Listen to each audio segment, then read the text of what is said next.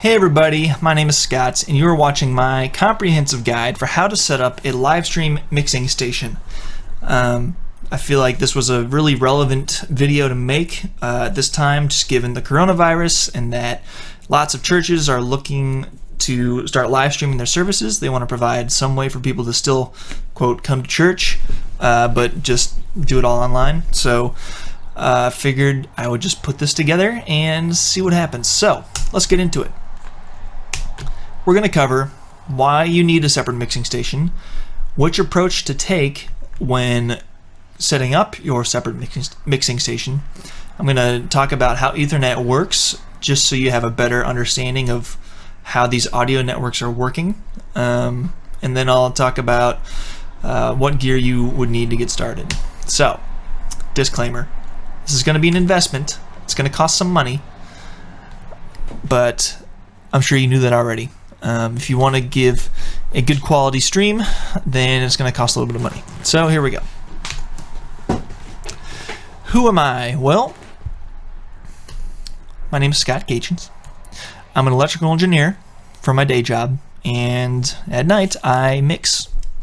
That's pretty much all I need to know. I run SCG Studios. I do a little bit of recording and mastering too, but I've been primarily just mixing. Been playing music my whole life, pretty much. It's always been my passion. I only chose to go the electrical engineering route because I wanted to make money.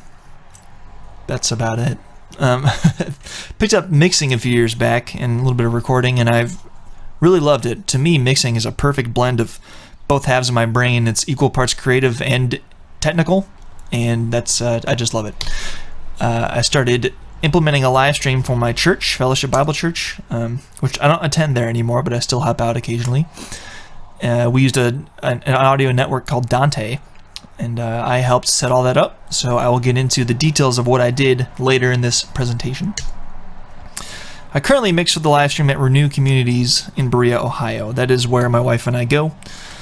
I have a wife. There she is. Her name's Kelsey, and we have a dog named Marvin. Alright, let's get started. Why do you need a separate mixing station? Well, I would say the best reason is that you need an isolated location to actually mix for the live stream. You need to be mixing from the same perspective that the viewers at home will be listening from. So let's say you don't have this mixing station set up, but you really want to do a live stream. So you do what a lot of churches do, and you pipe the main mix that the front of house engineer is doing. You just pipe that into your live stream, and that's your audio source. Well, the problem with that is what sounds good in the room is going to sound horrible when you listen to it directly. That's just a matter of fact, and I have an example of that later. But take my word for it for now. You definitely need to be mixing in a separate location. Some churches actually, if they have a really talented sound engineer, they can create a separate mix from their main mixing console and pipe that out. But that's I'm guessing you might not have that person on your staff or on your volunteer team, and they won't be able to do that very well. So I don't recommend using your front of house console to be the source for your live stream audio. I think that's a recipe for disaster for a low quality stream. And along with that, the other reason you want to mix in a separate location is because you get a separation of duty. The live stream person can focus solely on mixing for the live stream. If you've got a front of house guy mixing for both the in the room sound and the live stream sound, I guarantee you he is not, I'm just saying he because they're typically a he is not going to care about how the live stream sounds, because he gets immediate feedback from people who don't like what he's doing in the room, namely little old ladies who don't like bass guitar or kick drums. That's happened to me before. Some lady came up to me and said, "Can you turn the bass down?" And I was like, no, my mix is good right now. Sorry, mini rant. That bothers me, but it happens to everybody, and the live stream sound, the live stream mix will get neglected if it's all being done from one person, the house mix and the live stream mix. So it's good to have someone whose sole focus is on mixing for the live stream. And the other reason is you can have some flexibility. If you've got a multi-track recording capability, You can record the band, you can record rehearsals, you have redundancy when you want to record the sermon and use it for archives. You can record the pastor's mic into there. And I didn't say this yet, but this separate mixing station, I really recommend using a computer, specifically a Mac, that has a DAW on it. DAW means Digital Audio Workstation. It's just an acronym. If you don't know what that is, it's essentially just the software version of a mixer. That's the most basic way I can put it. But you have extreme flexibility there with being able to record anything you want that comes from the stage. So that's cool. Alright, that all makes sense. So how do we get started? Well, like I said, purchase a powerful MacBook or iMac. Make sure it has at least 8 gigabytes of RAM and a quad-core processor. And if you're going to get a Mac, I would recommend using Logic because it's only $200. And honestly, I don't know how much DAWs go for nowadays. I've been a Cubase Pro user for a long time, and all I know is Cubase Pro cost me $600 back in the day. I don't even know what it would cost now, and I don't know what other DAWs cost. All I know is $200 for Logic that is just as powerful seems like a steal. But at the same time, you're going to pay more for your Mac than you would for an equally powerful PC. Anyway, it all comes out in the wash. You can get Logic, you can use any other DAW you want, they all do the same thing. And then you need to determine where your ideal mixing location is. It's probably in a separate room somewhere. If you don't have that ability, then you would just have to go the USB route, which I'll talk about in a second. So yeah, you need to look at the back of your digital mixer and see what kind of digital outputs it has. Also, I'm assuming that you're using a digital mixer.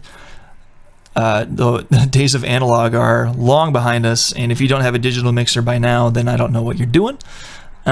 So yeah, look at the back of your digital mixer and see what kind of outputs it has. It's either going to have USB or an Ethernet connection or a BNC, which I'll talk about later. So if you're going to go the audio networking route, a lot of the audio networks use the Ethernet connector, or RJ45. So I'm going to just talk a little bit about the Ethernet protocol here. I'm going to try to go fast because this is all just kind of fluff. It can be helpful to understand this, but it's not critical. So here we go. Like I said, a lot of digital mixers will have an RJ45 connector for their audio network. It's RJ45 is what the connector is called. It's normally used for the Ethernet protocol. Many cable manufacturers create Cat5e, Cat6, Cat7 cable that are streamlined for running the Ethernet protocol. They use twisted pairs, which have just lots of noise cancellation and low loss, and they just allow for high data speeds to go a long distance. So that's that. There are 7 layers inside the protocol. Each one handles a different aspect of communication between devices. So the more layers you have, the more data you have to send. So manufacturers will try to use Ethernet with as few layers as possible, but there are pros and cons to why they do that. I said that already. So the layers we care about are normally layers 1 through 3. Layer 1 is the physical layer. It's just the raw connections between the connector and the cable and the processor. There's really nothing you can do with a raw connection. You need some way to interpret it. So that is what the data link layer's job is. This is where the most basic audio networks live, handles direct peer-to-peer communication.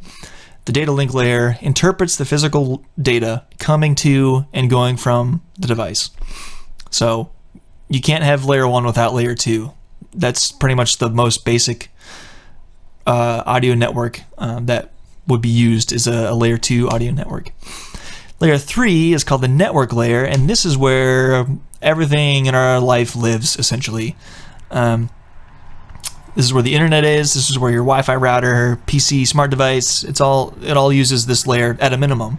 There are more layers that handle the actual transmission of data, but this layer allows for addressing. This is where IP addresses come into play. This is where different devices can talk to other devices on the network because it's all addressed.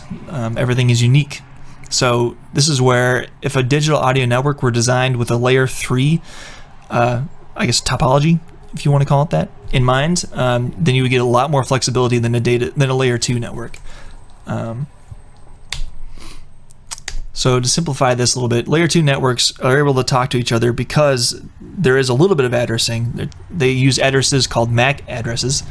And it's not an IMAC address, that is a media access control address. MAC addresses are assigned by the manufacturer, and there is one address given to one specific piece of equipment. So the drawback for that is that the address will never change for that piece of equipment. And if your audio network is a layer 2 network, you can only use devices from a single manufacturer in that network, because only that manufacturer knows what the addresses of its components are. So Waves Sound Grid is an example of that.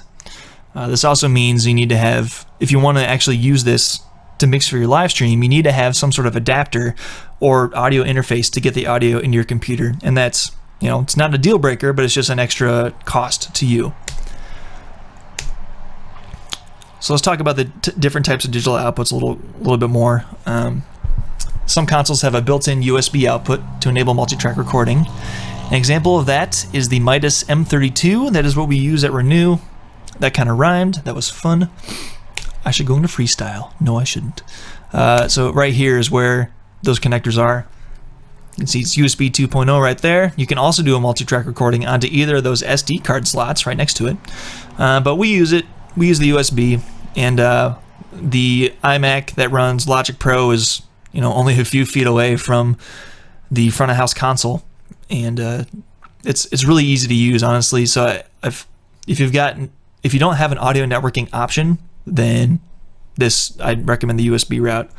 The drawback is that it's really hard to hear if you're in the same room as the worship team and you got bass and you got drums and you got just loud stuff going on. It's really hard. I'll go back. It's really hard to differentiate what you're hearing. It's hard to tell, is the bass that I'm hearing, is that coming from the house or is that in my ears? Like, it's hard to tell how your live stream mix actually sounds, because the low end in the room will just kind of overwhelm you, because you feel it more than you hear it. So that is a drawback to mixing in the same room. Another type of output is, like we said, RJ45 or Ethernet, whatever you want to call it. This is the Yamaha CL5. This is what we used at Fellowship. So you can see there are two different outputs there. There's a primary and secondary.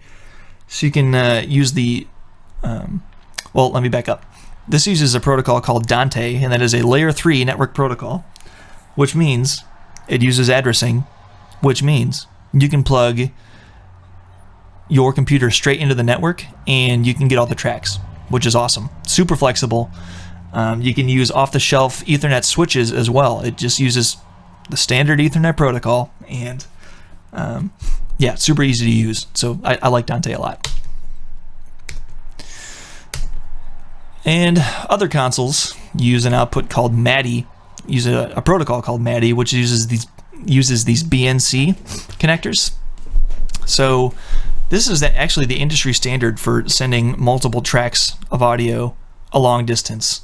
I don't know specifically what the reason is. I'm guessing that it's because it uses a coax cable, and that's only one conductor, as opposed to RJ45, as opposed to Cat5e, Cat6, Cat7, which has multiple conductors, multiple different wires in there.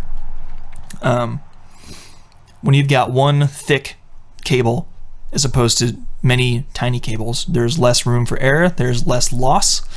You can send it longer distances, and I'm guessing that's why that is the industry standard.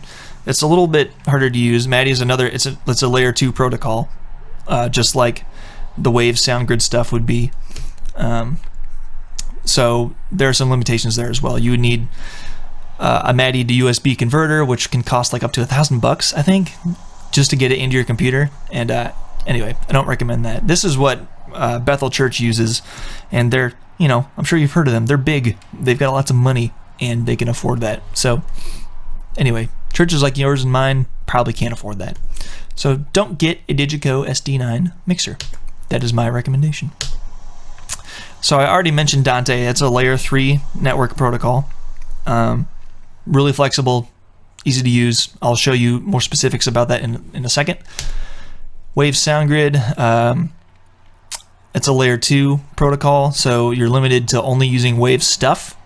You would need a USB, a Waves, like SoundGrid to USB converter to get the tracks into your computer, so that's an extra cost there.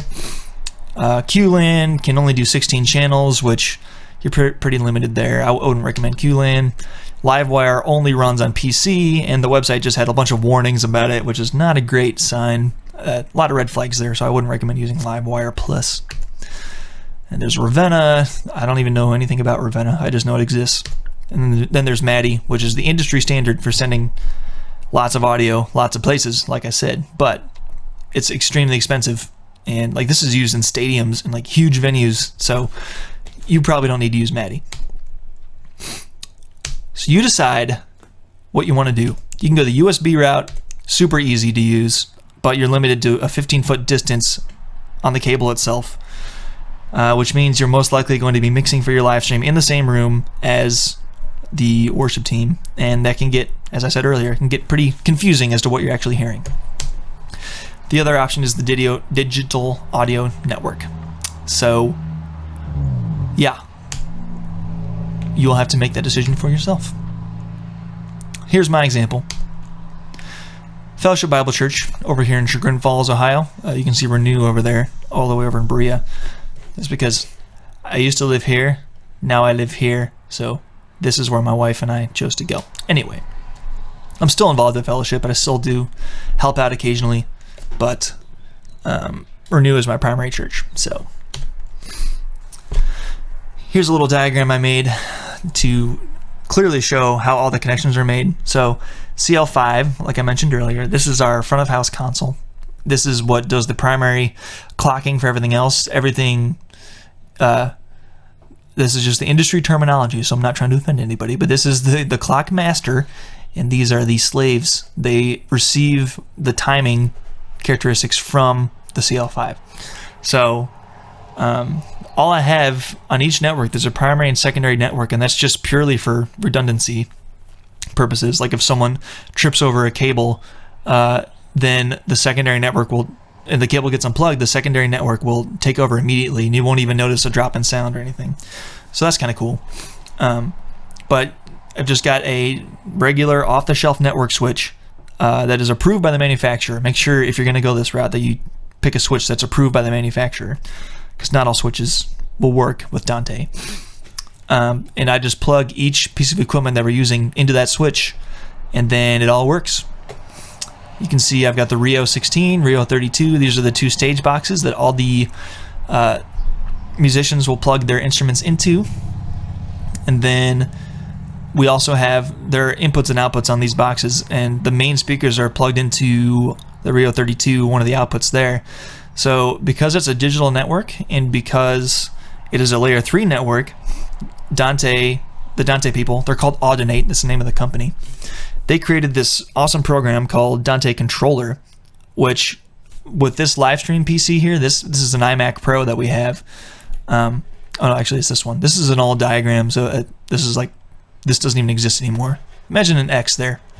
With this computer, this is an iMac Pro. I run Dante Controller, and then I can see every piece of equipment on the network because it's a layer 3 protocol. Everything has an address, and everything has this mode called Discovery Mode, where they like broadcast who they are, and every other device says, "Oh hi," and they can all start talking then.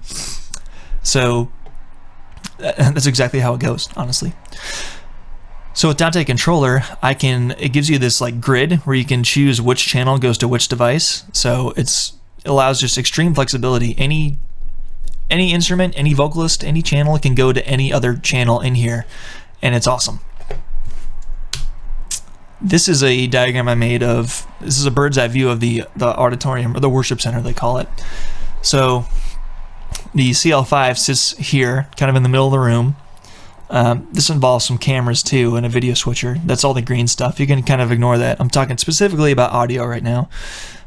So you can see we've got this closet back here where we put both the switches, and my friend Rini and I ran Cat 6 cable. There's a conduit that runs all the way under the seats back to this closet and up to this booth. So we ran Cat 6 cable all the way through that conduit, plugged the primary into this primary switch and the secondary into the secondary switch. And then we also ran Cat6 from each of the stage boxes into that same closet, plug those in, plug the iMac Pro into the primary network, and then we have this Dante AVIO adapter that just takes the two channels left and right from my stereo mix for the live stream and puts that into the video switcher, and then the video switcher through its HDMI output goes into our live stream encoder, and we use Boxcast, which, you know, we're outside of Cleveland. Boxcast is a local company. They're in Cleveland, and they provide a full turnkey live streaming solution pretty much. So that's cool. That's how that all works. It's pretty easy to do. So I mentioned Dante Virtual Sound Card earlier. At least I think I did. This is just, it costs $30. This is the piece of software you need on the computer you want to use to mix. It allows you to route the audio into your computer. So it's a lot cheaper than if you're using a layer 2 network and you need a USB to like SoundGrid converter. That would be multiple hundreds of bucks. So $30 for this Dante Virtual Sound Card license is like nothing. So it's amazing. Here's Dante Controller. As I said, you've got receiving channels here, transmitting channels here, and this is just a screenshot, so I can't show you how it's used, but you can click the plus arrow and this drop down pops out, and plus arrow's up here and it kind of spits out over here, and then you can just click anywhere in the grid to map this transmitted channel to this received channel, and that's how you control the routing. Super easy, super flexible. I love it. On the iMac, I had to set up an aggregate device because I needed to both send audio back out into the Dante network, and I needed to be able to hear it. So inside of Logic, I had to set my output to the aggregate device so that audio is going both out the headphone port of the iMac and both back out to the Dante network, so I could route it to that AVIO adapter I mentioned earlier. Back here. That thing. All right, moving forward. So you can see the audio device I chose inside of Logic was the aggregate device. And here is my multi-track recording. This is what the mixer looks like. You can see all my plugins here. For the vocalists, I've got this auto-tune going. It's pretty gentle. It doesn't sound like super hard auto-tuned. Some EQ, some compression, and yeah, you got extreme flexibility when you use a DAW. You can use any plugin you want. You're not limited to if you were to use a digital mixer, you're not limited to what plugins only come with that mixer, or what like bus EQ and compressor you have built into the mixer. You can use anything you want inside of a DAW. It's amazing. So now I'm going to show you a comparison.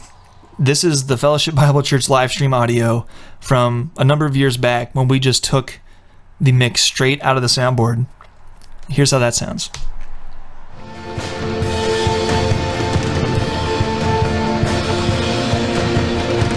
All right, let's sing this out together. Come on. Our God and firm foundation, our rock, the only solid ground. Okay, so a couple observations there. You can't hear the drums at all, and the reason is because the drums are an acoustic instrument and they fill up the room a lot. So that means the actual gain, the actual level of the drums that get output into the mix is really low. So that's one drawback there.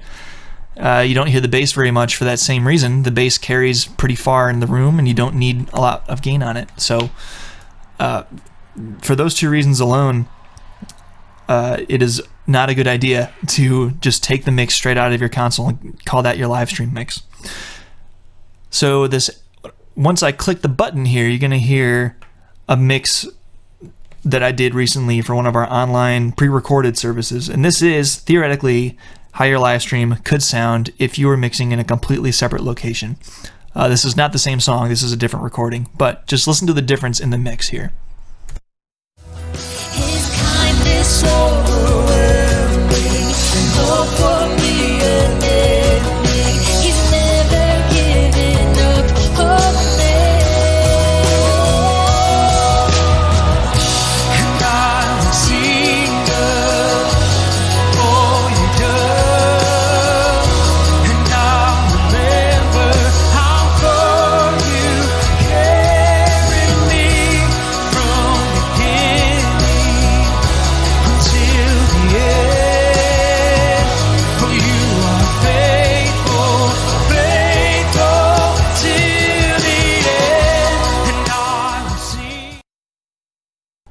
Wow. Big difference there. I think that just speaks for itself. Mix in a separate location. So a recap of everything we did in this video.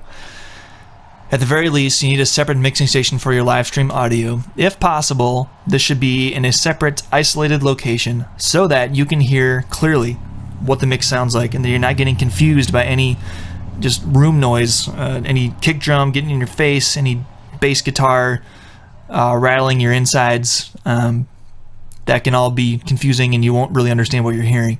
So if you can get a separate mixing location in a different room, do it by all means. And then you need a way to get the multi-tracks routed to that separate location, either USB or through a digital audio network. USB is the most affordable and the easiest.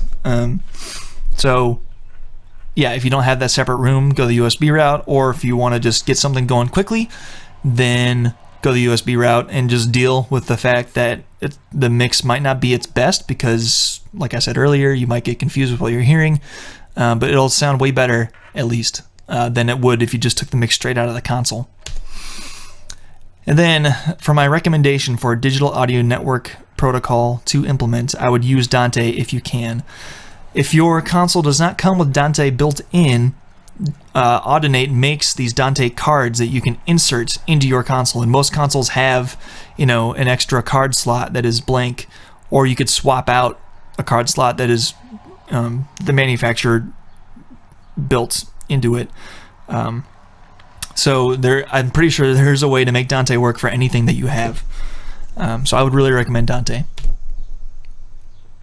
Some useful resources here. There's a white paper that I found from the AES, Audio Engineering Society, on the best practices in network audio. The OSI model is another good one that will allow you to go deep into the Ethernet networking protocol, understand what each layer does and how communication works. And then I've got a link to Dante there, where Audinate explains how Dante works. Yeah, that's about it. So thank you for watching that, everybody. I hope that was useful. The link to the PDF of this presentation will be available in the description. At the time of this recording, I don't have that link set up yet, but rest assured I will. So just look in the description when you're watching this and see if the link is there. I apologize that I didn't get this done with the link ready to go, but just the timing was weird, and anyway, life got a little crazy, so felt like I had to get the video done to just get it out there. So yeah, thank you for watching. If you're not subscribed to the YouTube channel, please subscribe. Please comment below with more questions that you have, and I will try my best to answer them. And then comment below with more video requests. I know it's been a while since I have been active on YouTube, but I plan to get back into it, so let me know what you want to see. I know a lot of you came over from my guitar tutorials, which I can do more of those. If you want to know more about this audio stuff, I'll do more of that as well. So let me know what you want. Thanks for watching, and I will see you in the next video.